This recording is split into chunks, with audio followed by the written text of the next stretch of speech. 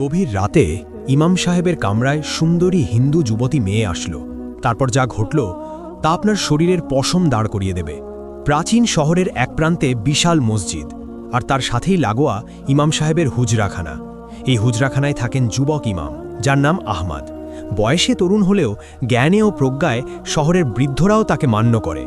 একদিন গভীর রাতে যখন সবাই ঘুমে, আহমাদ তখন হারিকেনের নিভু নিভু আলোয় কিতাব পড়ছিলেন। হঠাৎ দরজায় কড়াঘাত শোনা গেল। আহমাদ উঠে ধীরে ধীরে দরজার দিকে এগিয়ে গেলেন এবং দরজা খুললেন। দরজা খুলতেই ঘরের ভেতরে আছড়ে পড়ল এক যুবতী নারী।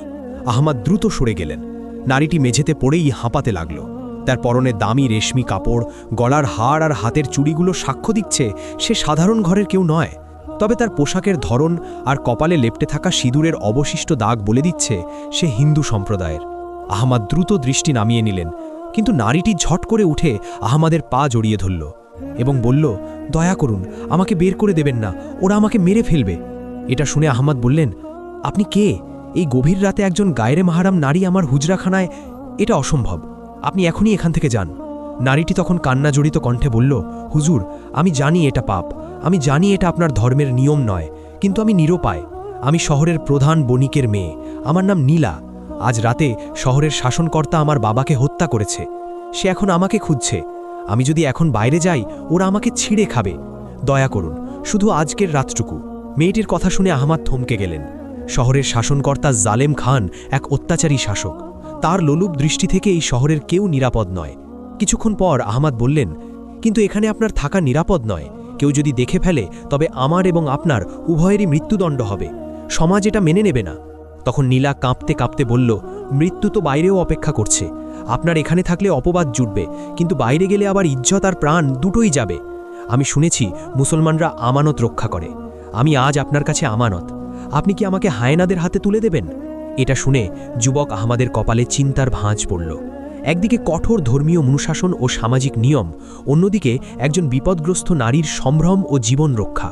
ইসলাম অসহায়ের সেবাকে সর্বোচ্চ গুরুত্ব দেয়, কিন্তু প্রেক্ষাপটটি অত্যন্ত জটিল।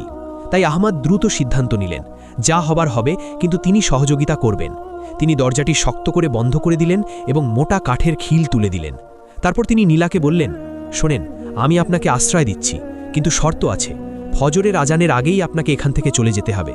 আর আমি যতক্ষণ এই ঘরে আছি, আপনি ওই কোণে পর্দার আড়ালে থাকবেন, ভুলেও সামনে আসবেন না। এটা শুনে নীলা কৃতজ্ঞতায় মাথা নাড়ল। তারপর সে দ্রুত গিয়ে ঘরের কোণে রাখা পুরনো পর্দার আড়ালে নিজেকে লুকিয়ে ফেলল। অতঃপর আহমাদ আবার তার কিতাবের সামনে বসলেন, কিন্তু তার মনোযোগ আর কিতাবে নেই, তার কান বাইরের শব্দের দিকে। এভাবে মিনিট 10 পার হলো। তারপর শোনা গেল ঘোড়ার খুরের আওয়াজ, অনেকগুলো ঘোড়া। এতে আহমাদের বুক কেঁপে উঠল। জালেম খানের সৈন্যরা চলে এসেছে। তারা বাহির থেকে বলছিল, ইমাম সাহেব, দরজা খুলুন। আহমাদ শান্ত থাকার চেষ্টা করলেন এবং উঠে দরজার কাছে গেলেন, কিন্তু খুললেন না। ভিতর থেকে বললেন, কে? এত রাতে আল্লাহর ঘরে কি চাই?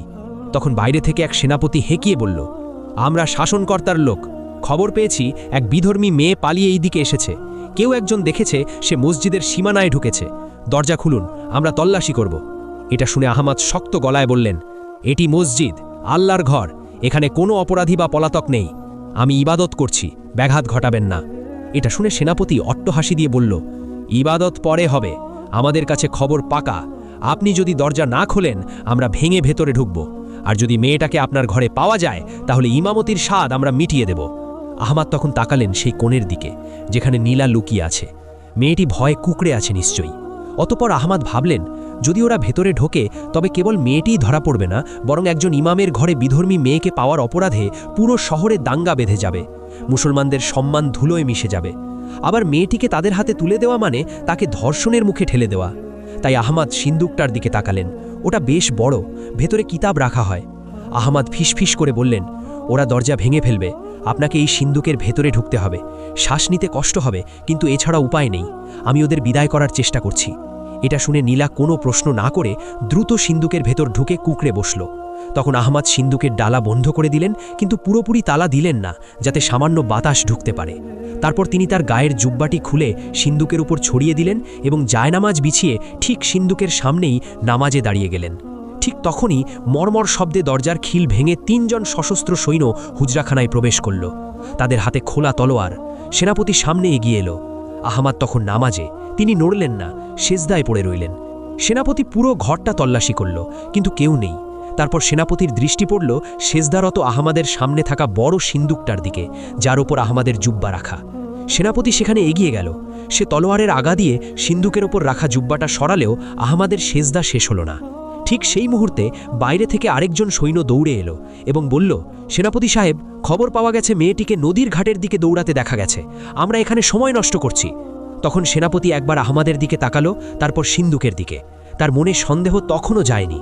তারপর সে বলল, আহমাদ সাহেব, নামাজ কি শেষ হবে না, নাকি নামাজ শেষ হলেই কোনো গোপন সত্য বের হবে? অতঃপর আহমাদ শান্তভাবে আল্লাহু আকবার বলে সোজা হয়ে বসলেন।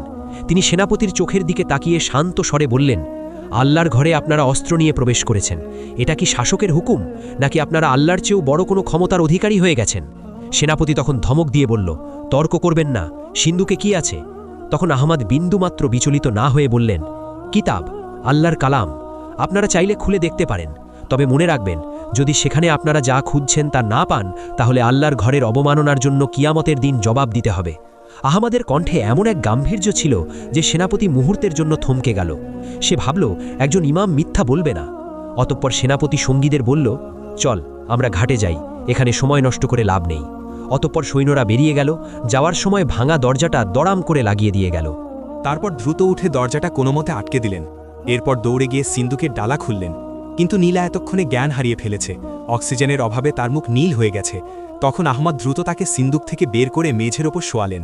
হাতে পানি নিয়ে তার মুখে ছিটিয়ে দিলেন। ফলে কিছুক্ষণ পর নীলা চোখ মেলল। সে দীর্ঘ শ্বাস নিল। তখন আহমাদ স্বস্তির নিঃশ্বাস ফেলে বললেন, ওরা চলে গেছে, কিন্তু ওরা বেশিক্ষণ দূরে থাকবে না। ঘাটে গিয়ে যখন দেখবে আপনি নেই, তখন ওরা আবার এদিকেই আসবে, কিংবা শহরে চিরুনি অভিযান চালাবে। এটা শুনে নীলা উঠে বসল এবং কৃতজ্ঞতার সুরে বলল, আপনি আমার প্রাণ বাঁচিয়েছেন, কিন্তু এখন আমি কোথায় যাব? আমার বাড়ি ওরা পুড়িয়ে দিয়েছে। আমার আত্মীয়রা ভয়ে কেউ দরজা খুলবে না। এটা শুনে আহমাদ কিছুক্ষণ চিন্তা করলেন। তারপর বললেন, শহরের পশ্চিম গেটের কাছে পুরনো গোরস্থান আছে। সেখানে একজন বৃদ্ধ খাদেম থাকেন। তিনি আমার পরিচিত এবং অত্যন্ত বিশ্বস্ত। আপাতত আপনাকে সেখানে রেখে আসা ছাড়া আর কোনো পথ নেই। কিন্তু সমস্যা হলো, পশ্চিম গেটে পৌঁছাতে হলে শহরের প্রধান বাজার পার হতে হবে, আর এখন সেখানে প্রহরীদের কড়া নজরদারি। এটা শুনে নীলা বলল, আমি তৈরি, আপনি যা বলবেন আমি তাই করব। তখন আহমাদ বললেন, আপনার এই পোশাকে যাওয়া যাবে না, এটা দেখলেই ওরা চিনতে পারবে। অতঃপর আহমাদ তার আলমারি থেকে একটি কালো বোরখা বের করলেন। এটি তার মায়ের স্মৃতিচিহ্ন, তিনি যত্ন করে রেখে দিয়েছিলেন, এবং বললেন, এটি পরুন, আপাদমস্তক ঢেকে নিন, আর একটি কথাও বলবেন না। যদি কেউ প্রশ্ন করে আমি উত্তর দেব। আপনি আমার স্ত্রী সেজে আমার সাথে যাবেন। এই কথা শুনে নীলা চমকে বলল, তাই বলে স্ত্রীর পরিচয় দিব? তখন আহমাদ বললেন, হ্যাঁ, এছাড়া কোনো উপায় নেই। যদি প্রহরীরা আটকায়, তবে আমি বলবো আমার স্ত্রী অসুস্থ, তাকে হাকিমের কাছে নিয়ে যাচ্ছি। একজন ইমাম তার অসুস্থ স্ত্রীকে নিয়ে রাতে বের হলে কেউ সাধারণত সন্দেহ করবে না। অতঃপর নীলা বোরখাটি হাতে নিল। সে ভিন্ন ধর্মের, ভিন্ন সংস্কৃতির, কিন্তু আজ জীবন বাঁচাতে তাকে এই বেশ ধারণ করতে হচ্ছে। অতঃপর বোরখা পরার পর নীলা যেন সম্পূর্ণ অন্য মানুষ হয়ে গেল। আহমদ হাতে হারিকেন নিয়ে বললেন, চলুন, ভোর হওয়ার আগেই আমাদের ফিরতে হবে। অতঃপর তারা দুজন গভীর রাতেই রাস্তায় নামল। ইমাম আহমদ সামনে, পেছনে বোরখা পরিহিতা নীলা। জনমানবহীন রাস্তা। কিছুদূর যাওয়ার পর বাজারের মোড়ে তারা দেখল একদল মশালধারী প্রহরী দাঁড়িয়ে আছে। তারা প্রত্যেককে থামাচ্ছে। তখন আহমদ নীলাকে ফিসফিস করে বললেন, ভয় পাবেন না, শুধু আমার পাশে থাকবেন, আমার হাত ধরবেন না, দূরত্ব বজায় রাখবেন, কিন্তু খুব বেশি দূরেও যাবেন না। অতঃপর প্রহরীদের সামনে আসতেই একজন পথ রোধ করল এবং বলল, দাঁড়ান, এত রাতে কোথায় যাওয়া হচ্ছে? আহমদ তখন হারিকেন উছিয়ে ধরলেন, যাতে আলো তার নিজের মুখে পড়ে, এবং বললেন, আমি মসজিদের ইমাম আহমদ। এই কথা শুনে প্রহরীটি চিনে পেরে বলল, ওহ হুজুর, মাফ করবেন, কিন্তু এত রাতে কোথায় যাচ্ছেন? আহমদ তখন শান্ত গলায় বললেন, আমার স্ত্রী হঠাৎ খুব অসুস্থ হয়ে পড়েছে, পেটে তীব্র ব্যথা, পশ্চিমপাড়ার হাকিম দাদুর কাছে নিয়ে যাচ্ছি, দেরি করা সম্ভব ছিল না।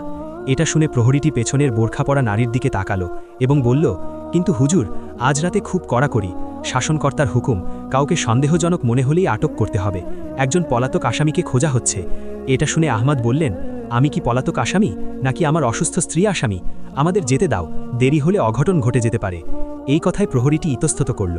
তখন অন্য একজন প্রহরী এগিয়ে এসে বলল, হুজুরকে যেতে দে, উনি তো আর মিথ্যে বলবেন না, তাছাড়া ওই মেয়ে তো হিন্দু, আর ইনি হুজুরের স্ত্রী, যা রাস্তা ছাড়।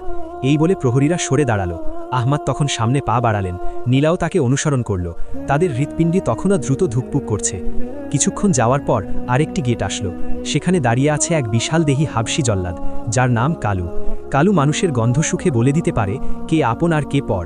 কালু দূর থেকে তাদের আসতে দেখল, তাই সে তার বিশাল কুঠারটা মাটিতে ঠুকে হুঙ্কার দিল, থামো। আহমাদ থমকে দাঁড়ালেন, এই লোকটাকে কথায় ভুলানো যাবে না। অতঃপর কালু এগিয়ে নীলার দিকে তাকালো। সে নীলার কাছে গিয়ে গভীরভাবে শ্বাস নিল। তারপর সে কর্কশ গলায় বলল, এই নারীর শরীর থেকে রেশমি কাপড়ের ঘ্রাণ আসছে।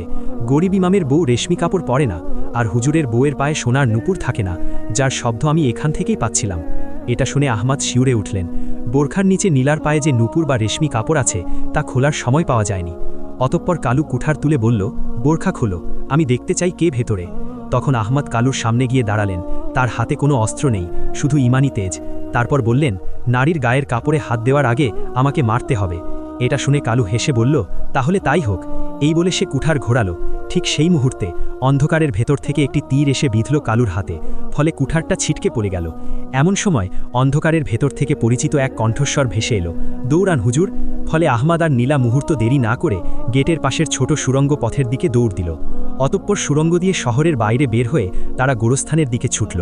অন্ধকারে হোঁচট খেতে খেতে তারা এগোচ্ছে। নীলার শ্বাসকষ্ট হচ্ছে, বোরখার নিচে ভারী রেশমি কাপড় শরীরের সাথে লেপ্টে আছে। দৌড়ানো তার জন্য কঠিন হয়ে পড়েছে, কিন্তু থামার উপায় নেই। পেছনে মশালের আলো আর সৈন্যদের চিৎকার শোনা যাচ্ছে।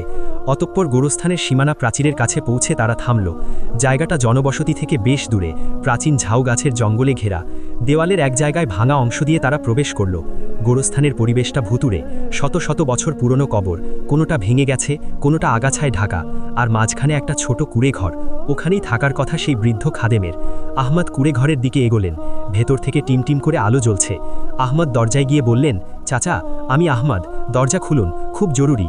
কিছুক্ষণ পর একজন বৃদ্ধ এসে দরজা খুলল এবং বলল, আহমদ, এত রাতে মরা মানুষের দেশে জীবিতদের কি কাজ? তিনি আহমদের পেছনে বোরখা পরা নীলাকে দেখে ভুরু কুচকালেন এবং বললেন, সঙ্গে কে? মৃত্যু কি আজ জোড়ায় এসেছে? আহমদ তখন দ্রুত ঘরে ঢুকে নীলাকে ইশারা করলেন ভেতরে আসতে। তিনি বৃদ্ধের হাত ধরে বললেন, চাচা, হেয়ালি করার সময় নেই। জালিম খানের লোক আমাদের খুঁজছে, একে এখানে লুকিয়ে রাখতে হবে। আপনি ছাড়া বিশ্বাস করার মতো কেউ নেই। বৃদ্ধ খাদেম নীলার দিকে তাকিয়ে থাকলেন কিছুক্ষণ, তারপর বললেন, জালিম খানের লোক? তারা তো জ্যান্ত মানুষকে মারে, মরা মানুষকে ভয় পায় না। এখানেও ওরা আসবে। তখন আহমদ বললেন, অন্তত আজকের রাতটা, কাল ভোরে আমি অন্য ব্যবস্থা করব। এই কথা শুনে বৃদ্ধ মাথা নেড়ে বললেন, ঠিক আছে, তবে মাটির ওপর থাকা নিরাপদ নয়। গোরস্থানের নিচে পুরনো একটা সুড়ঙ্গ আছে, যেটা অনেক আগে লুণ্ঠনকারীরা ব্যবহার করত। ওটা এখন কেউ চেনে না, তোরা সেখানে যা। অতঃপর বৃদ্ধ ঘরের মেঝের একটা পুরনো চট সরালেন। নিচে একটা কাঠের পাটাতন। সেটা তুলতেই অন্ধকার সিঁড়ি দেখা গেল। ভ্যাপসা গন্ধ উঠে এলো নিচ থেকে। বৃদ্ধ বললেন, দ্রুত নাম, আমি উপর থেকে বন্ধ করে দেব। আহমাদ তখন হারিকেন হাতে নিলেন। নীলা ভয়ে ভয়ে আহমাদের হাত খামচে ধরল। আহমাদ কিছু বললেন না, সাবধানে সিঁড়ি দিয়ে নিচে নামতে শুরু করল। সুড়ঙ্গটা মাটির অনেক নিচে। হারিকেনের আলোয় দেখা গেল দুপাশে সারি সারি কঙ্কাল পড়ে আছে। সম্ভবত এরা সেই লুণ্ঠনকারী যারা পথ হারিয়ে এখানেই মারা গিয়েছিল। নীলা ভয়ে চিৎকার দিতে গিয়েও নিজেকে সামলালো। তখন আহমাদ বললেন, ভয় পাবেন না, মৃতরা ক্ষতি করে না, জীবিতরাই ভয়ের কারণ। অতপর তারা সুড়ঙ্গের শেষ মাথায় গিয়ে পৌঁছালো। জায়গাটা একটু প্রশস্ত, সেখানে একটা পাথরের বেদির মতো জায়গা। আহমাদ সেখানে হারিকেনটা রাখলেন। নীলা বোরখার মুখাবরণ সরালো। তার ফর্সা মুখটা ফ্যাকাশে হয়ে গেছে। সে বলল, আমার বাবার কি হবে? আমি পালিয়ে এলাম, কিন্তু বাবার লাশটা তো ওরা। তখন আহমাদ বললেন, এখন এসব ভেবে লাভ নেই, আগে আপনাকে বাঁচতে হবে। আপনার কাছে কি কোনো মোহর বা মূল্যবান কিছু আছে? কারণ পালানোর জন্য অর্থের প্রয়োজন হবে। তখন নীলা তার গলার হার আর হাতের দামি চুড়িগুলো দেখিয়ে বলল, এগুলো অনেক দামি, কিন্তু এগুলো বিক্রি করতে গেলেই তো ধরা পড়ব। এটা শুনে আহমদ চিন্তিত মুখে বললেন, ঠিক বলেছেন, এগুলো এখন সম্পদের চেয়ে বিপদ বেশি, এগুলো লুকিয়ে রাখতে হবে। হঠাৎ ওপর থেকে ধূপধাপ শব্দ শোনা গেল। মনে হচ্ছিল কেউ কুড়ে ঘরের মেঝেতে জোরে জোরে পা ফেলছে। তারপর বৃদ্ধ খাদেমের আর্তনাদ শোনা গেল, বল বুড়ো, ওরা কোথায় গেল? আমরা দেখেছি ওরা এদিকেই এসেছে। এসব শুনে নীলা ভয়ে আহমাদের দিকে তাকালো। আহমাদ ঠোঁটে আঙুল দিয়ে চুপ করতে বললেন। তারা নিঃশ্বাস বন্ধ করে অপেক্ষা করতে লাগল। হঠাৎ ওপর থেকে এক ভারী গলার আওয়াজ এলো। সারা ঘর খুঁজলাম, কোথাও নেই, মনে হয় জঙ্গলে পালিয়েছে। বুড়োটাকে বেঁধে রাখ, ফেরার পথে জেরা করা যাবে। সৈন্যরা বেরিয়ে গেলেও আহমাদ নিশ্চিন্ত হতে পারলেন না। তিনি জানেন, জালেম খানের বিশেষ বাহিনী নেকড়ে দল এত সহজে হাল ছাড়ে না, তারা গন্ধ সুখে শিকার ধরে। এভাবে ঘণ্টাখানেক পর সব শান্ত হয়ে গেল। আহমাদ বললেন, আমাদের এখান থেকে বের হতে হবে, কিন্তু সেই পথ দিয়ে নয় যেখান দিয়ে এসেছি। এই সুড়ঙ্গের অন্য কোনো মুখ থাকার কথা। তিনি হারিকেনটা নিয়ে দেওয়ালগুলো পরীক্ষা করতে লাগলেন। সুড়ঙ্গের শেষ প্রান্তে একটা দেওয়াল দেখে মনে হলো সেটা আলগা পাথর দিয়ে তৈরি। আহমাদ ধাক্কা দিতেই একটা পাথর নড়ে উঠল। তারপর তিনি আর নীলা মিলে পাথরগুলো সরাতে লাগলেন। পাথর সরানোর পর ওপাশে দেখা গেল আরেকটা অন্ধকার পথ, কিন্তু সেখান থেকে বাতাসের ঝাপটা আসছে, মানে ওটা বাইরের দিকে গেছে। তাই আহমাদ বললেন, চলুন এদিকেই যাওয়া যাক। অতপর তারা সেই নতুন পথ ধরে হাঁটলেন। পথটা ক্রমশ উপরের দিকে উঠেছে। অনেকটা পথ হাঁটার পর তারা একটা ঝোপের আড়ালে বের হলেন। জায়গাটা অচেনা, দূরে শহরের আলো দেখা যাচ্ছে, কিন্তু উল্টো দিকে। তারা শহরের প্রাচীরের বাইরে বেরিয়ে এসেছেন। তখন নীলা বলল, এটা কোথায়? আহমাদ চারপাশ দেখে বললেন, এটা শয়তানের টিলা। এখান থেকে নদী খুব কাছে, আমাদের নদী পার হতে হবে। কিন্তু নদীর ঘাটে যাওয়ার আগেই তাদের পথ আটকালো এক ছায়ামূর্তি। ছায়ামূর্তিটি ঝাড়ের আড়াল থেকে বের এলো। তার হাতে ধনুক, মুখ কালো কাপড় দিয়ে ঢাকা। সে বলল, আমি জানতাম তোমরা এই পথেই বের হবে। কিন্তু কণ্ঠস্বরটি নারীদের মতো ছিল। তাই আহমাদ সতর্ক হয়ে দাঁড়ালো। তুমি কে? তুমি কি গেটে সেই তীর ছুঁড়েছিলে? ছায়ামূর্তি তখন মুখের কাপড় সরালো। এক তেজোদ্দীপ্ত তরুণী, তার চোখের দৃষ্টি তীক্ষ্ণ। সে বলল, আমার নাম সারা। আমি জালেম খানের প্রাসাদে কাজ করি, কিন্তু আমি বিদ্রোহীদের গুপ্তচর। নীলা দেবীকে বাঁচানো আমার দায়িত্ব। এই কথা শুনে নীলা অবাক হয়ে বলল, তুমি আমাকে চেনো? তখন সারা বলল, আপনার বাবা আমাদের অনেক সাহায্য করতেন। তার মৃত্যুর খবর পেয়েই আমি বেরিয়ে পড়েছি। ইমাম সাহেব, আপনি অনেক ঝুঁকি নিয়েছেন, এখন দায়িত্ব আমার। এটা শুনে আহমাদ বললেন, তুমি একা পারবে না। জালেম খানের নেকড়ে দল তোমাদের গন্ধ পেয়ে যাবে। নদী পার হওয়া সহজ হবে না। তখন সারা বলল, নদী পার হওয়ার জন্য নৌকা তৈরি আছে, কিন্তু সমস্যা অন্য জায়গায়। জালেম খান শহরের সব মাঝিকে হত্যা করেছে, যাতে কেউ পালাতে না পারে। আমাদের নিজেদেরই নৌকা চালাতে হবে। তাছাড়া নদীতেও আজ রাতে রাজকীয় টহল চলছে। এই কথা শুনে আহমাদ বললেন, তাহলে উপায় কি? তখন সারা পকেট থেকে একটা মানচিত্র বের করল এবং দেখিয়ে বলল, শহরের উত্তরে একটা পুরনো ওয়ানির কল আছে। সেখান দিয়ে নদীর নিচে একটা গোপন ড্রেনেজ সিস্টেম আছে। ওটা দিয়ে আমরা সরাসরি নদীর ওপারে দুর্গে পৌঁছাতে পারবো না, তবে জঙ্গলে উঠতে পারবো। কিন্তু পথটা বিপজ্জনক, ওটা সাপ আর কুমিরে ভরা।